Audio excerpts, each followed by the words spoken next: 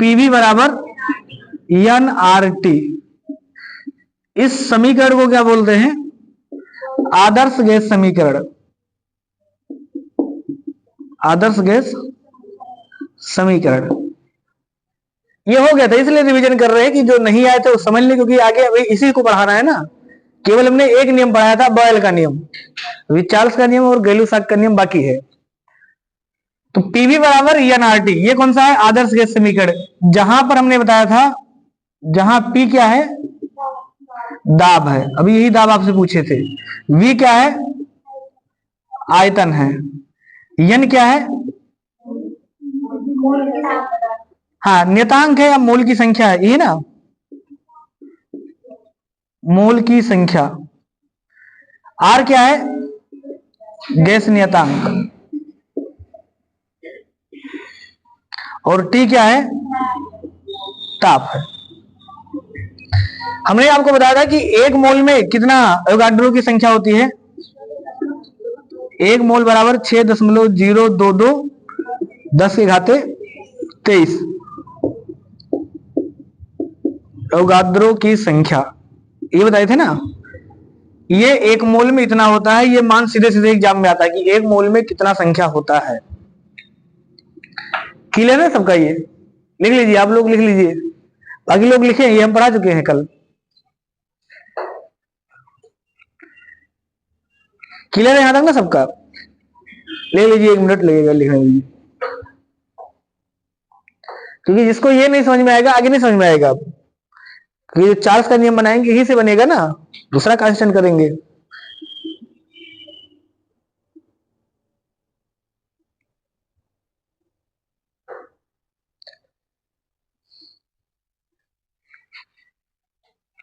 इसके बाद हमने दूसरा कौन सा लिखा था? समतापीय प्रक्रम।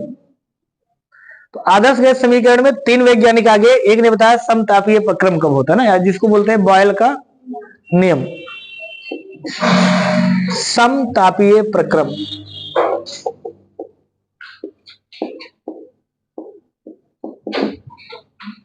समतापीय प्रक्रम। तो समतापीय प्रक्रम में हमने क्या बताया था? समतापीय का मतलब होता है तापमान समान हो, है ना, तापमान समान हो। तापमान समान हो तो ये फार्मूला जब लगाएंगे, पीवी बराबर एन आर टी, तो ये दोनों तो कांस्टेंट था भाई। एन क्या है? ये नियतांक है, मोल की संख्या नियतांक है, ये आपका नियत है, नियत है। गैस नियतांक ये भी नियतांक है। और एक वैज्ञानिक आए, बॉयल का नियम, इसी को बोलते हैं ना बॉयल का नियम। तो ये एक वैज्ञानिक आ गया बॉयल, और बॉयल साहब ने क्या बताया कि अगर तापमान समान होगा तो ये भी कांस्टेंट होगा। इसका मतलब पीवी बराबर क्या हो जाएगा? नियतांक हो जाएगा, नियत हो जाएगा। और इसी को हम लोग कहते हैं बॉयल का नियम।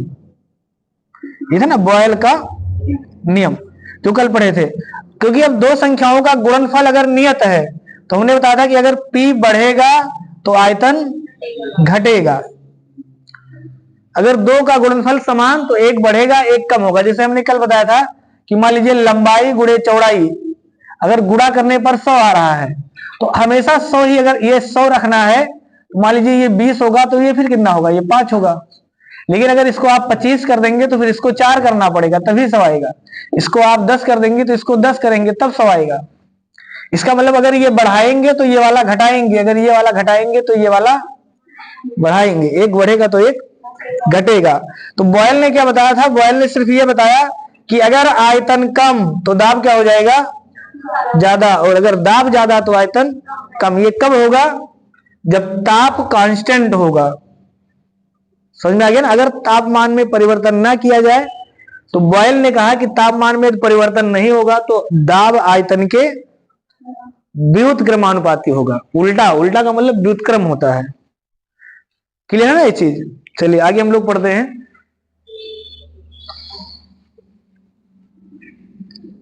दूसरा लिखिए समदाबीय प्रक्रम।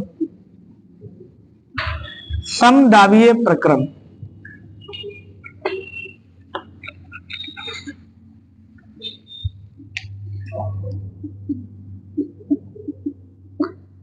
समदाबीय प्रक्रम।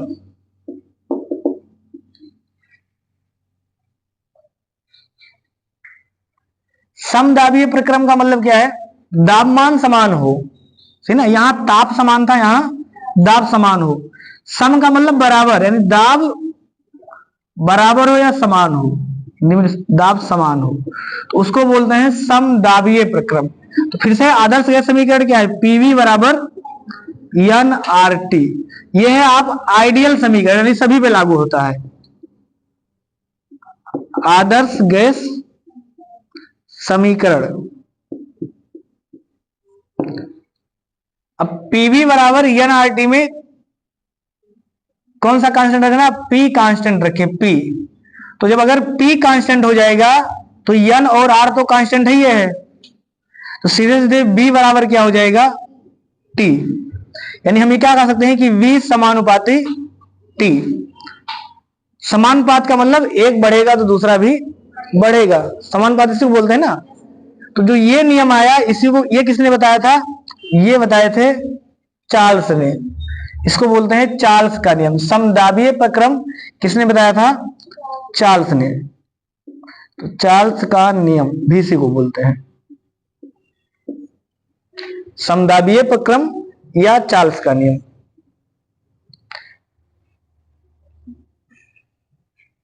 चार्ल्स ने क्या बताया?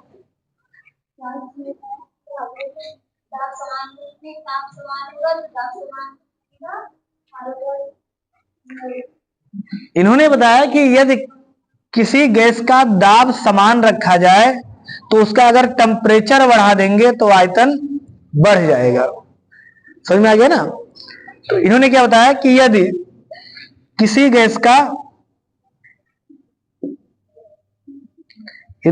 गैस का दाब समान रखा जाए तो ताप आयतन के समानुपाती होता है, समानुपाती होता है। समानुपाती होने का मतलब V समानुपाती T, ये लिखा है ना। इसका मतलब क्या हुआ कि दाब अगर कांस्टेंट, दाब यदि समान है, यानी यदि दाब समान है तो आयतन अगर ज्यादा होगा तो ताप भी ज्यादा होगा, ये तो है ना। या ताप अगर ज्यादा होगा तो आयतन ज्यादा होगा। ताप ज्यादा तो आयतन ज्यादा, और ताप अगर कम तो आयतन कम। ये नियम है चार्ल्स का नियम।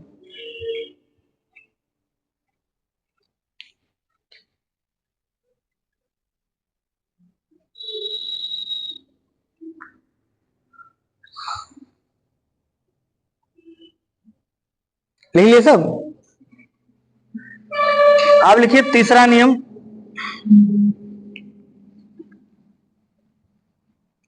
सम आयतनीय प्रक्रम।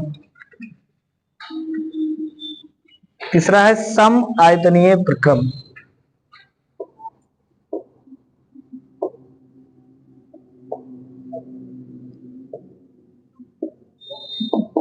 सम आयतनीय प्रक्रम का मतलब क्या हुआ? आयतन समान हो, समझे ना। जहां आयतन समान हो, जब आयतन समान हो। अब आयतन अगर समान होगा तो फिर से आदर्श गैस समीकरण क्या है? पीवी बराबर एन आर टी। हम इसलिए हमेशा इस समीकरण को लिखते हैं ताकि आपको याद ना करना पड़े, एग्जाम में याद होना चाहिए। तो पीवी बराबर एन आर टी, ये आदर्श है। इन्होंने क्या बताया कि आयतन समान हो, यानी वी का मान कांस्टेंट हो, एन आर कांस्टेंट है। तो यहां से क्या आ जाएगा? वी बराबर टी, या इसी को हम कह सकते हैं पी समानुपाती क्या हो जाएगा? टी। क्योंकि वी एन और आर कांस्टेंट है, समान है, तो सीधे सीधे पी समानुपाती टी होगा। यानी पी का मान ज्यादा तो टी का मान ज्यादा। समानुपाती का मतलब ज्यादा होगा ना, व्युत्क्रम नहीं लिखा है। तो ये नियम किसने बताया था? इस नियम को बोलते हैं गैलू-साक का नियम। गैलू-साक का नियम। या तो लिखना गैलू-साक का नियम। 3 वैज्ञानिक थे, बॉयल, चार्ल्स और गैलू-साक। इन्होंने कहा, क्या लिख सकते हैं, इन्होंने क्या बताया कि जब आयतन समान हो तो क्या होगा, ताप और दाब दोनों समानुपाती होंगे। तो ताप तथा दाब दोनों समानुपाती होते हैं। आयतन समान होने पर ताप और दाब समानुपाती होते हैं। यह है गैलू-साक का नियम। समानुपाती होने का मतलब ताप अगर ज्यादा, 3 ऊपर हम देखिए ज्यादा नहीं लिख रहे हैं ना, यहां कहीं ज्यादा नहीं लिखे हैं, इसका मतलब 3 बना दिए। ऊपर का मतलब ज्यादा है, डाउन का मतलब कम है। आप हिंदी में भी लिख सकते हैं, ताप अगर ज्यादा तो फिर दाब क्या हो जाएगा, दाब भी ज्यादा। और अगर ताप कम होगा तो दाब भी क्या होगा, कम होगा।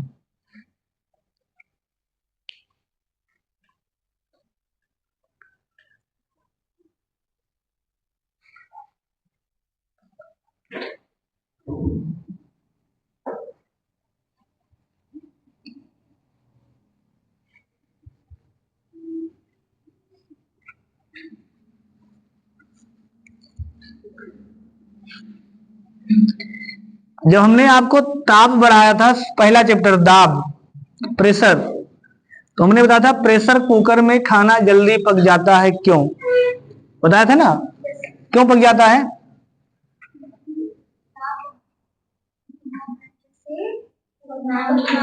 क्वथनांक बढ़ जाता है। प्रेशर कुकर की आवश्यकता ही इसीलिए पड़ी। प्रेशर कुकर नहीं होगा तो क्या होगा, दाब कम लगेगा, और दाब कम लगेगा तो क्वथनांक कम होगा। तो क्वथनांक कम होगा, क्वथनांक का मतलब क्या था, पानी जल्दी उबलता है। तो पानी जब जल्दी उबलेगा तो हमारे भदेली में से, भगोना में से पानी उड़ जाया करेगा, दाल कच्चा रह जाएगा। समझ में आ गया ना। तो इसके लिए क्या किया, कुकर का आविष्कार कर लिए। कुकर में भाप उसी में रह जाता है, जब भाप उसी में रह जाएगा तो टेम्परेचर बढ़ेगा, क्वथनांक बढ़ेगा, दाल गल जाएगा। तो वही चीज इन्होंने बताया कि अगर ताप ज्यादा तो दाब ज्यादा, दाब ज्यादा तो ताप ज्यादा, ये तो है ना। अब देखिए हम एक चार्ट बना दे रहे हैं क्योंकि आपको ये याद होना चाहिए एग्जाम में, जैसे जिसका पेपर अभी भी लगा है या तो ये पढ़ के जाना, या आने वाले समय में जब भी पेपर होगा यहां से 1 नंबर पूछेगा।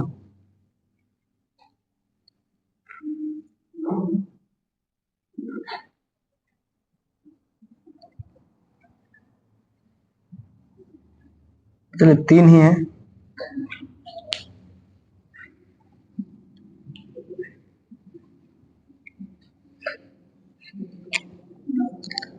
नियम किसका है, पहला नियम, एक है बॉयल का नियम, बॉयल का नियम, दूसरा है चार्ल्स का नियम,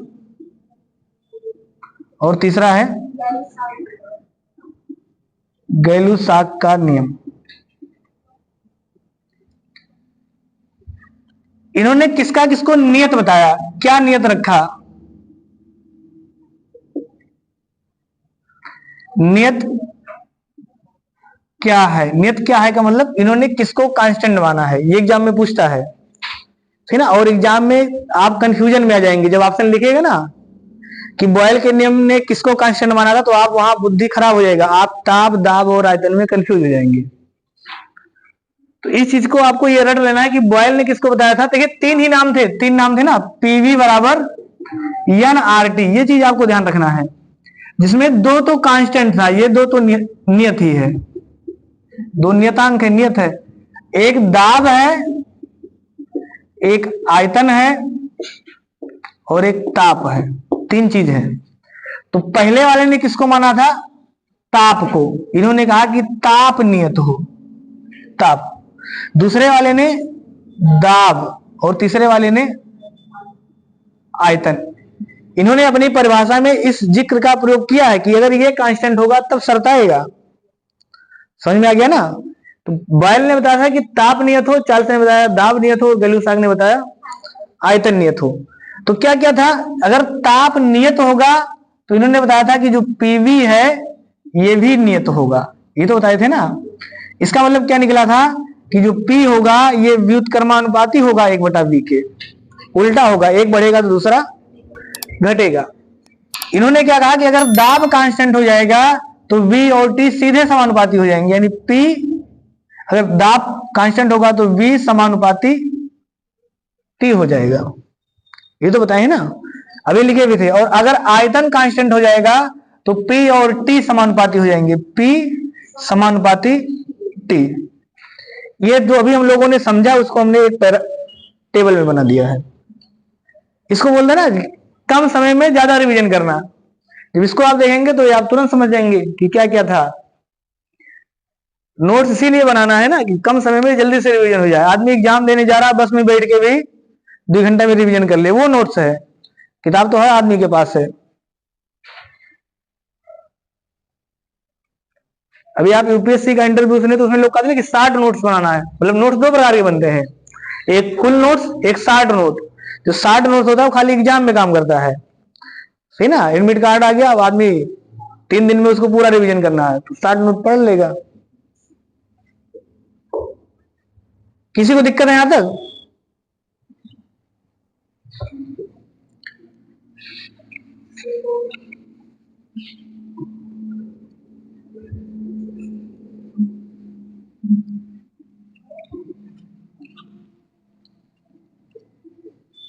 लिखिए, क्वेश्चन लिखिए, बताइए उत्तर आप लोग।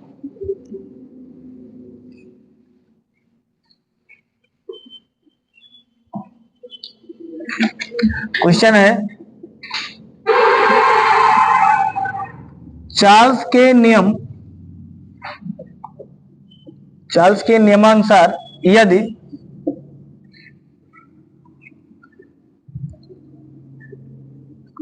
आयतन बढ़ाया जाए तो दाब में क्या परिवर्तन होगा?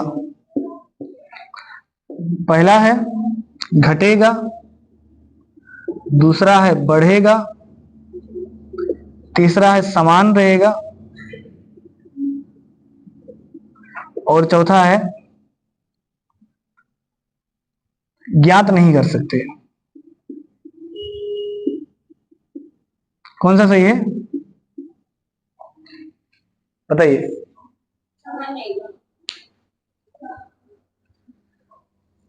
बताइए, चार्ल्स के नियम अनुसार अगर आयतन को बढ़ाया जाएगा, सही है, यहां दाब लिख दे, यहां दाब ना है, थोड़ा सा यहां ताप आप कर लीजिए, दाब के स्थान पे ताप।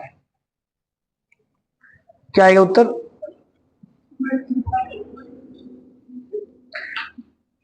जहां दाब लिखे थे इसको बदल के ताप बना दीजिए। कौन सा आएगा? बढ़ जाएगा। क्लियर है ना सबका? क्योंकि चार्ल्स ने यह बताया था कि अगर दाब कांस्टेंट हो, दाब नियत हो, तो अगर दाब नियत होगा तो आयतन सीधे सीधे समानुपाती होता है ताप के, ये तो है ना। तो ताप के समानुपाती होगा, तो अगर ताप ज्यादा तो आयतन ज्यादा, आयतन ज्यादा तो ताप बढ़ेगा।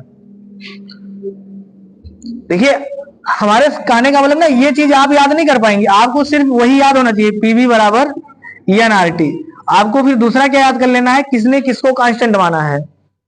तो अगर आपको ये याद रहेगा तो बाकी आप भी उसे कांस्टेंट मानना, जो समानुपात में आएगा उसको समानुपात लगाना, जो घटेगा या बढ़ेगा उसको घटाएंगे बढ़ाएंगे। एक दूसरा बताइए।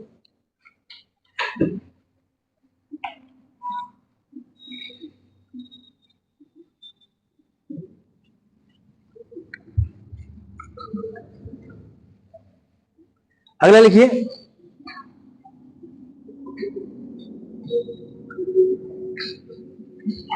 किसी गैस का दाब बढ़ाने से आयतन का मान, लिखना इसे, किसी गैस का दाब बढ़ाने से आयतन का मान, यहां बताइए, घटेगा, बढ़ेगा,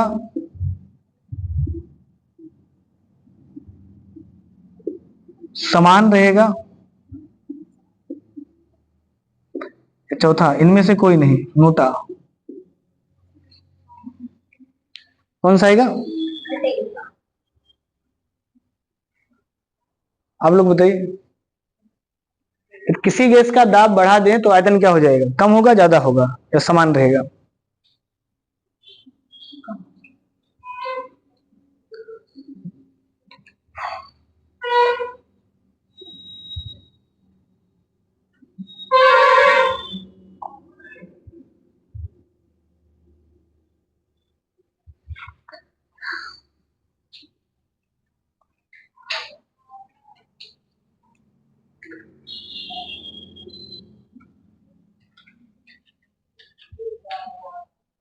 बताइए बताइए, फोन पीछे बताइए क्या आएगा?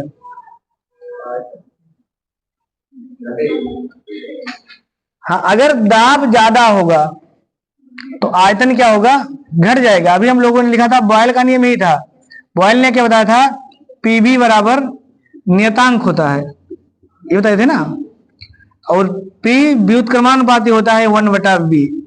यानी आयतन का मान अगर दाब बढ़ा दें, दाब को अगर हम ज्यादा कर देंगे तो आयतन कम हो जाएगा। ये तो है ना।